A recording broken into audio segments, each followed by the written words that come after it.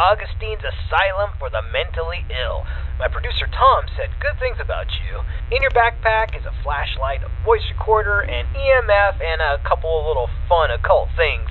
We'll let you know when to take those out. Ready to pay off some of those college debts and beer tabs? Well, of course you are. And when you're ready, enter in through those front doors.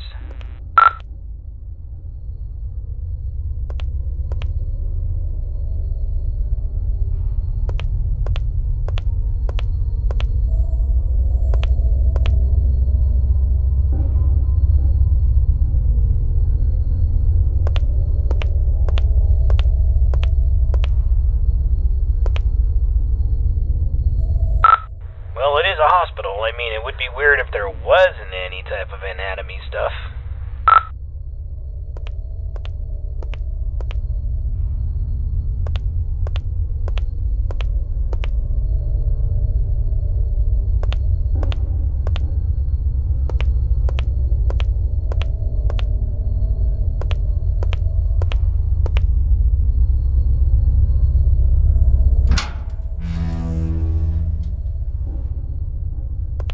Nice, the door was unlocked.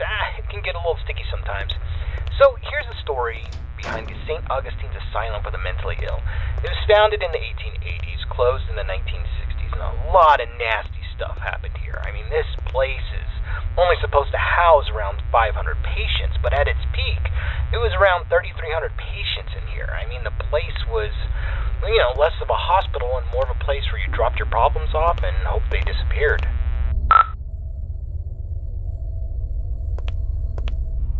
In the end, this place was sort of against what the Bible's supposed to teach. I mean, there was no love here, no grace, no healing. The patients were not here to be rehabilitated. Ordinary people just wanted them gone from public. They shoved those with non-threatening mental conditions or those deemed inappropriate to society together with legitimate psychopaths and murderers and other violent monsters and basically said, let God sort it out. The atrocities in here are just too much to count. The death toll was unreal. The violence, the disease, the abuse, nobody cared. And once you came to this place, you never left.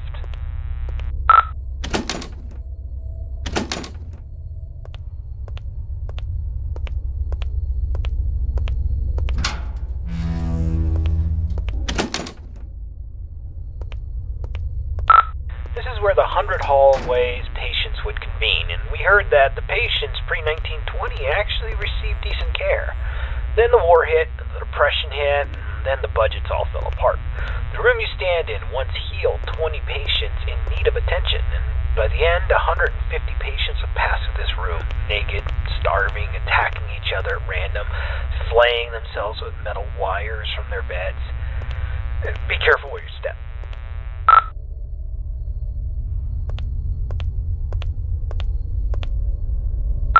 Alright, this is a good place to start. I want you to take out your voice recorder, and I'll hopefully be able to awaken this place. Okay, spirits of St. Augustine, please reveal your presence to us. Show us that you are in this room. Feel free to interact with anything, or speak to us. Use your words, use your voice, and let us know that you're here. Okay, play that back. Just know that you're here.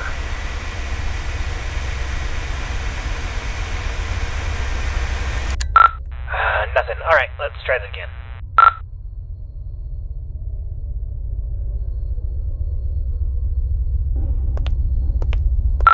Alright, let's try this. Ghosts of St. Augustine, please let us know that you are still in this hospital. I give you permission to reveal yourself. I give you permission to come to life. Just give us a sign that you're here. Tell us where you are. Speak to us now into this microphone. Alright, check that. Now into this microphone.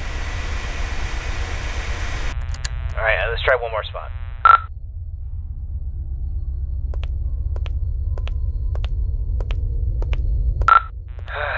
Ghosts of St. Augustine, you're all a bunch of ghoulish pricks. Show up or piss off.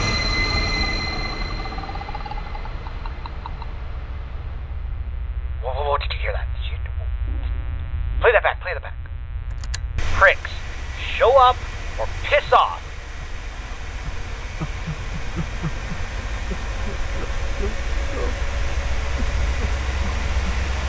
Oh, ho, ho, ho, ho, ho. All right. Looks like we got an investigation. All right, I want you to go down the morgue hallway, and we're going to continue our investigation in the other gathering area.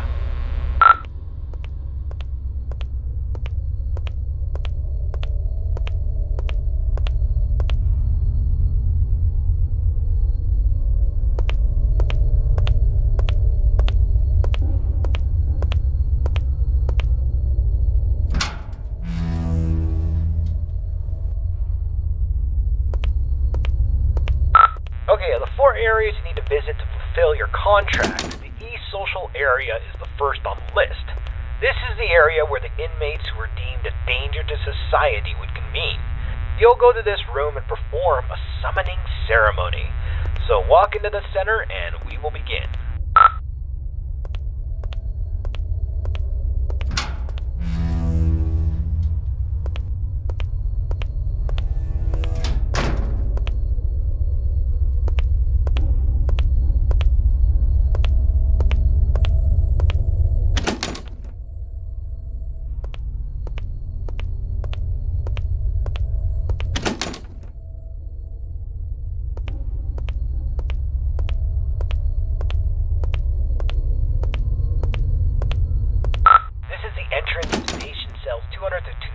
We're talking extreme bipolarism, schizophrenia, dementia.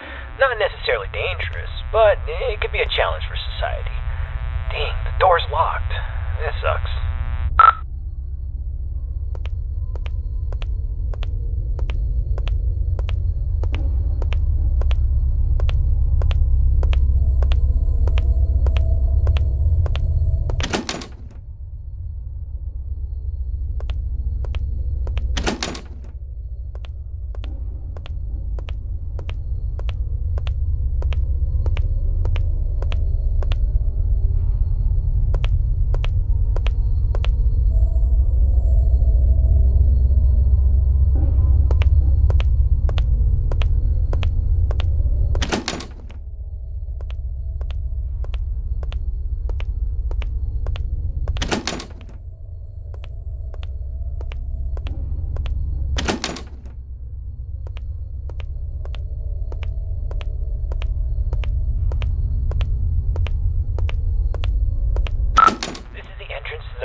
Cells 220 to 240. This is where they kept the lunatics, the murderers, the sociopaths, the worst of the worst, including Clive the Peeper Johnson. You'd think he would be a pervert with a nickname the Peeper, but the truth is far worse. He was extremely manipulative and very intelligent. He was a murderer and a maimer. Most of his victims could never identify him because he managed to convince them to gouge their own eyes out with metal wires and even their own fingernails. He came here due to legal loopholes, and when the facility went off the rails and the doctors stopped caring, he jumped into action. The patients who didn't listen were tortured, and the ones who did wandered around the facility, blind, screaming, and in constant fear. This door's locked too. Let's just start the ceremony. Spirits inside this asylum, we know that you're here. We release you from your restraints. Come forward and live again. This person is no longer shielded from the realm of the dead. You may be seen, interact, and manipulate him in any way as you see fit.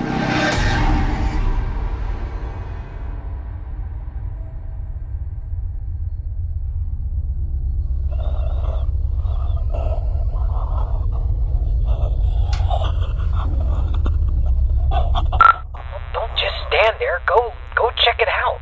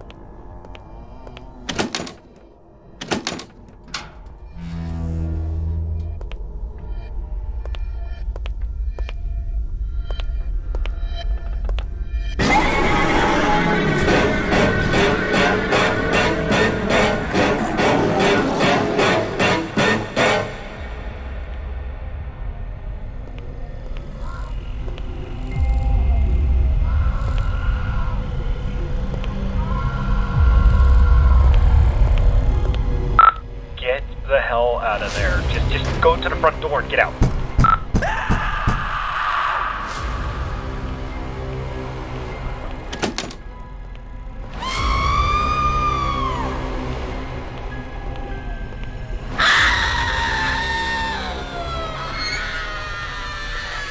Alright, get out of this hallway and take your second right.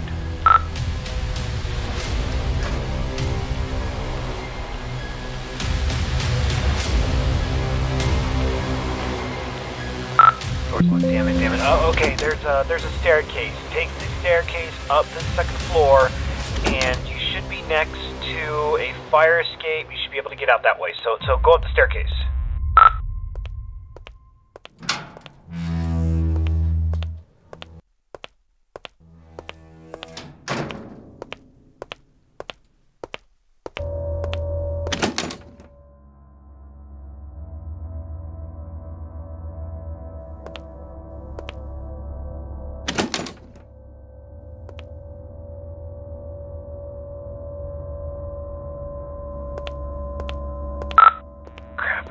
Okay, we need to... Let's go get something to pry this door open. Go back downstairs. I bet you there was something downstairs we could probably use.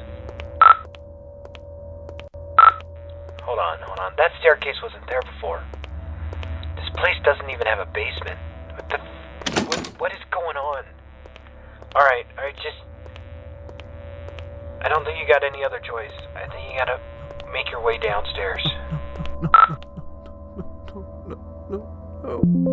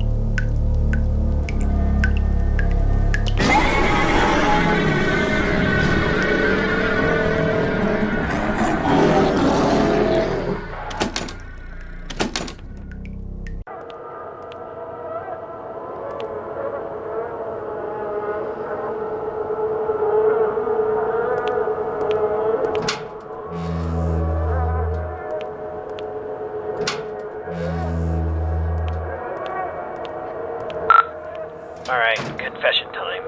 It's about the eyes. I kind of hid this from you. There's an urban legend, and I repeat, it's an urban legend about the peeper, Clive Johnson. You see, there was a patient who suffered from dementia and swore that Clive was more than just a mere man. And he would kind of haunt this patient all throughout the day. Rampant hallucinations that progressively got worse, but at night he never saw the peeper. Then he discovered that if he closed his eyes, he could escape Clive. But whenever he opened them, Clive would be there, waiting for him and getting closer and closer. Eventually, the patient used a fork and he blinded himself. And while he was soaked in his blood from his sockets, he screamed to the entire hospital that he was free, he was safe. And a week later, 2 more patients charged Clive with stalking them, even though he was confined to solitary. I mean, it's crazy. They took their eyesights too. This pattern didn't stop. I thought it was BS, but based on what we've seen tonight, I'll pretty much believe anything. So, try to get the hell out of there, and if it gets too intense, try to shut your eyes.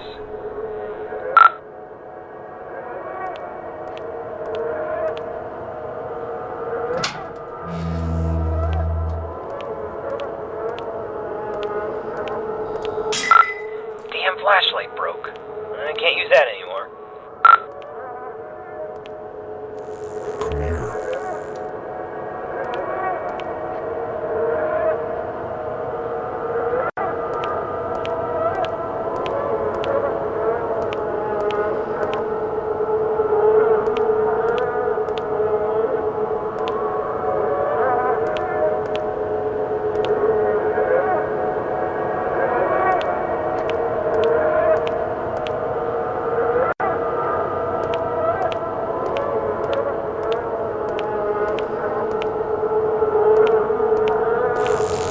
Closer. I see you now. Rapid fire, run, it's easy.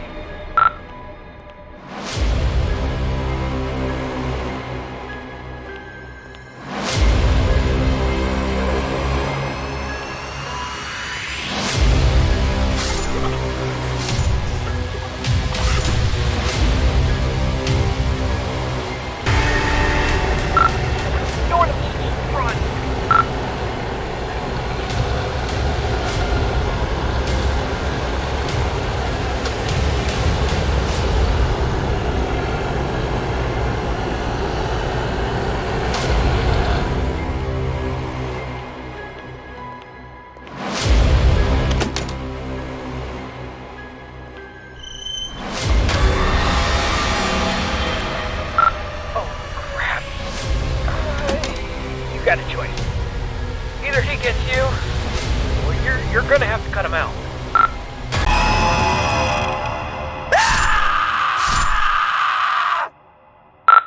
Holy crap, man. I can't believe you just did that. You freaking gouged your eyes out with a scalpel. Are you alright? I know you're not. Holy crap. Alright, we're getting a picture from your camera. Bad news is it's pitch black. There's no light. Your room, there's nothing I could see.